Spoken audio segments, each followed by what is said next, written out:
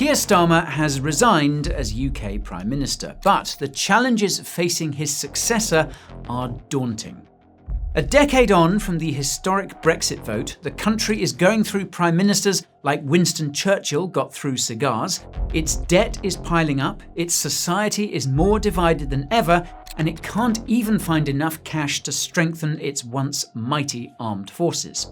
So, in this video, we'll look at how the vote that was supposed to set Britain free has done nothing of the kind, how simply swapping out one leader for another isn't going to fix anything, and how the country isn't, in fact, being led from Downing Street at all. My name is Guy, and this is the Finance Bureau. With Starmer heading out the door, Britain is about to swear in its 7th Prime Minister in just 10 years. Cameron, May, Johnson, Truss, Sunak, Starmer, and now, almost certainly, Andy Burnham. After David Cameron resigned in the wake of the country's vote in 2016 to leave the European Union, each subsequent successor has been sold to the public as a reset, a clean break, a grown-up who would finally steady the ship. And every single one of them left the country in a worse position than they found it.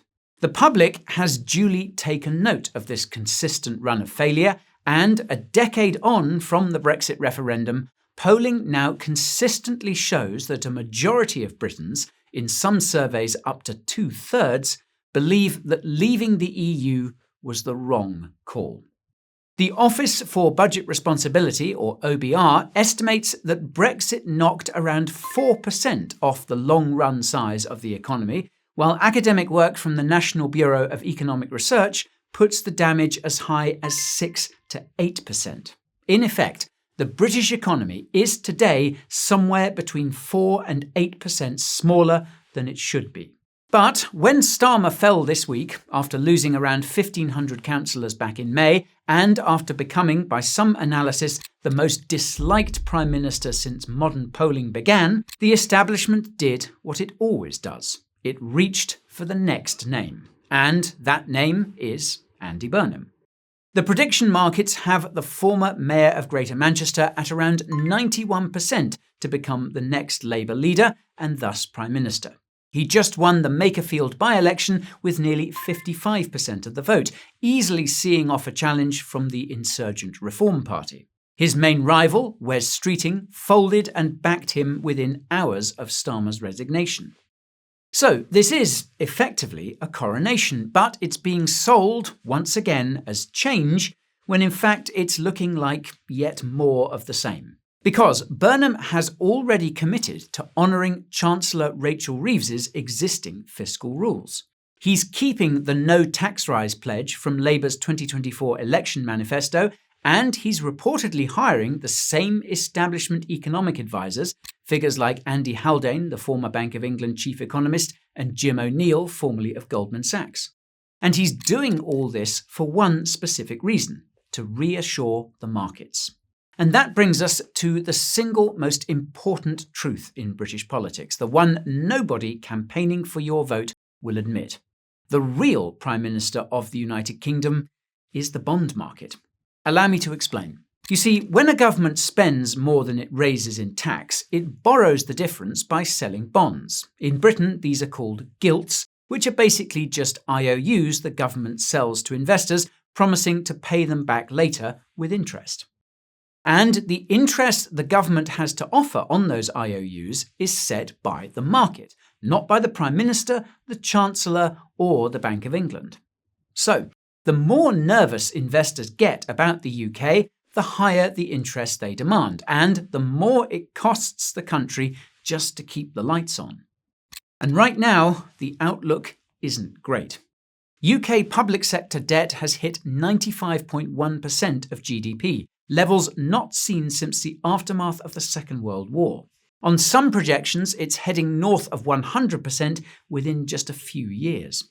In May alone, the government borrowed £23.3 billion, £5.6 billion more than the OBR had forecast for the month. And what's more, the interest bill on the national debt for that single month came in at a record £11.7 billion. So, roughly half of everything the country borrowed that month went straight back out the door just to service debt it already owes. And the price of that debt is climbing. 10-year gilt yields are sitting around 4.8%, multi-decade highs. Every single percentage point that yields rise adds roughly £15 billion a year to the interest bill. Higher yields mean higher interest, which means more borrowing, which makes investors more nervous, which pushes yields higher still. The British taxpayer is getting locked into a debt doom loop from which it's getting increasingly hard to escape. And if you want proof that the bond market holds the real power in the UK, then you only have to look back to the autumn of 2022. Liz Truss walked into number 10 with a plan for unfunded tax cuts that she and her Chancellor, Kwasi Kwarteng, presented to Parliament in the so-called mini-budget. The bond market was, to put it mildly, unimpressed. Yields spiked, the pound collapsed towards parity with the US dollar, and the Bank of England was forced into an emergency rescue to stop pension funds from imploding. Truss's premiership lasted a mere 49 days, the shortest in British history, ended not by voters, but by the markets. And as Andy Burnham is soon to find out, the lessons from Truss's disastrous tenure apply just as much today as they did back then, and perhaps even more so. And by the way, if you want to make sense of stories like this that have a direct effect on your paycheck, portfolio, and pension, then you should be reading the Finance Bureau newsletter. It's absolutely free, and we break down everything regarding global finance, commodity markets, macroeconomic trends, and monetary policy so that you never miss what truly matters. All you have to do is click the link in the description or scan the QR code on your screen to get started. Okay, now there's a second part to the conundrum that Andy Burnham is about to find himself confronted with, and that is tax. That's because the maths around Britain's debt doesn't just stop the next Prime Minister from spending. It also forces them to keep taxing the British people more, no matter what was promised on the campaign trail. The OBR projects the total tax burden will climb to 38.5% of GDP by 2030 to 2031. That would be the highest level in modern British history, higher even than the post-war peak when the country was rebuilding its cities and saddled with debt owed to the United States. And this rising tax bill won't even need a vote in Parliament. It's coming down the pipe regardless. You see, income tax thresholds have been frozen for years, with that freeze set to run on through the rest of the decade. Because as wages rise with inflation, taxpayers get dragged into higher tax bands without ever getting richer in real terms. It's essentially a stealth tax, and economists call it fiscal drag. The Institute for Fiscal Studies estimates that this freeze will pull millions of people into paying income tax and push millions more into the 40% higher rate band by the end of the decade. Millions of nurses, teachers and tradespeople paying higher rate tax they were never supposed to pay. Then there's the so-called jobs tax. Employer national insurance has gone up from 13.8% to 15%, and the threshold at which businesses start paying it has been slashed from £9,100 to just £5,000. As a result, 2/3 of businesses have reported rising staffing costs, payroll employment has been falling, and vacancies have dropped to their lowest level since 2021. So, while every Prime Minister campaigns on cutting taxes, none of them can because the debt forbids it. Now, much of the anger that's bubbling up across British society is supposedly due to the thorny issue of immigration. But what many don't realise is that net migration to the UK has actually collapsed. It's fallen to around 171,000, the lowest since 2012, an 82% drop from the peak of 944,000 in March 2023. Small boat crossings are down roughly 40%. So, if we go by the numbers, the thing voters were promised would be fixed is, in fact, being fixed. And yet, Reform UK still leads the national polls while public anger continues to swell, stoked by a decade of broken promises and shattered trust, far beyond just the migration figures. Nigel Farage and Reform have led the national polls for over 300 consecutive days, sitting at around 27%, which, on paper, looks like an earthquake waiting to happen. But Reform's biggest obstacle to power may be Britain's first-past-the-post voting system. Because Reform's support is spread thinly across the entire country rather than concentrated, electoral analysts project that 27% translates into somewhere between just 80 and 120 seats. That is hung Parliament territory, not outright power. In the recent Makerfield by-election, Reform polled well above its national average at 34.5% and still got crushed by nearly 10,000 votes because Green and Liberal Democrat voters consolidated behind Burnham specifically to block Reform. Tactical voting, seat by seat, is the establishment's antibody. And the insurgents are already fracturing. Rupert Lowe's breakaway Restore party siphoned off around 7% from Reform in that same seat, splitting the very vote that Reform desperately needs.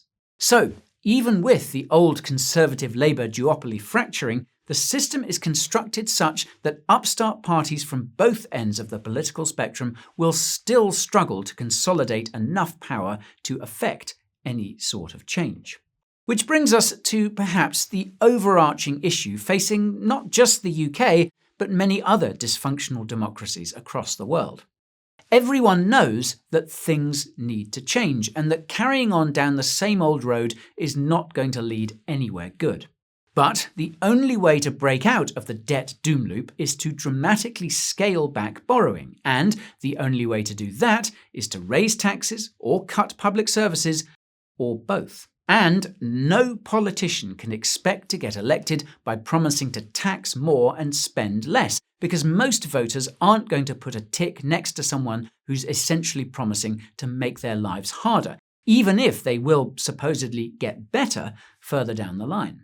When a slim majority of British people voted for Brexit a decade ago, many did so out of frustration with the status quo and a belief that life outside the EU would allow the UK to forge its own path.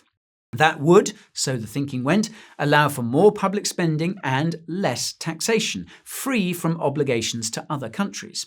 Now, that might have been possible were it not for the fact that, in the wake of the 2008 financial crisis, the Cameron government chose austerity instead of borrowing at what were then historically low rates to fund investment and growth. Public services were cut to the bone and Britain's economy atrophied as the money dried up.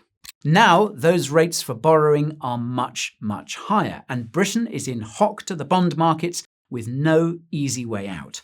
And until the country as a whole is able to face up to that reality and the hard choices that need to be made to change it, the revolving door in Downing Street is likely to keep on spinning. Okay, well, that's about it from me for today, but what do you think? Is there any leader, Burnham, Farage, or someone not yet on the stage, who could actually break this fiscal trap and rebuild trust? Or has Britain become ungovernable, no matter who holds the keys to number 10? Let me know your thoughts in the comments down below. And if you want to understand exactly how Britain buried itself under this mountain of debt in the first place, then you can check out our breakdown of the UK's decline right over here. As always, thank you very much for watching, and I'll see you in the next one. This is Guy, signing off.